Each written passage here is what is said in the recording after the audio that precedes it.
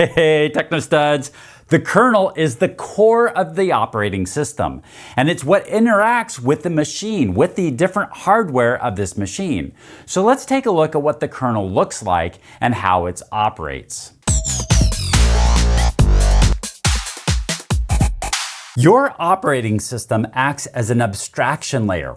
That is, it sends commands directly to the hardware, but then also interacts with you and other apps. And so what it represents is stuff on your hardware. Well, we call that an abstraction layer, that it's creating a representation of what you're seeing on this hardware. But even within the operating system, we have different layers. There's different abstraction layers within the operating system. And one of those is the kernel. The kernel is what sits closest to the hardware, issuing commands to the hardware. Operating system can be divided into its kernel mode, its user mode, and then the applications that sit on top of it. Two types of kernels would be a monolithic kernel and a microkernel.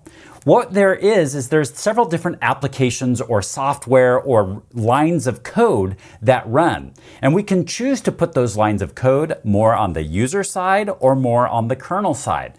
If we try to stuff more of this into the kernel side of this, then what we have is a bigger kernel, and we consider that a monolithic kernel. However, if we try to take some of that code and pull it out of the kernel and put it into this user mode, what we are doing is we're creating a microkernel. This is a kernel that's going to have a smaller footprint, that's going to have less lines of code in it. And there's advantages and disadvantages to each of these. If we put more lines of code within the kernel, what we can do is we can start actually optimizing that. We can really refine that code and work well together in order to bring out the performance. So the pro of a monolithic kernel is that we get more performance from it.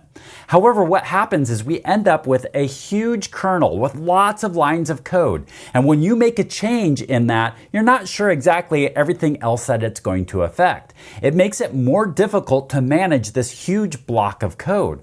And so therefore, we have some development issues which could play out in the form of some instability on the system. A microkernel breaks things down into smaller components, and we have a smaller kernel code base, and we put it into more smaller applications and software inside the user mode. So we pull it out of the kernel. What this allows us to do is more easily maintain this kernel. It also makes updating easier because we don't have to go in and update the kernel. A lot of times we just update the user mode and have to just restart a service. It doesn't require a full restart of the full system.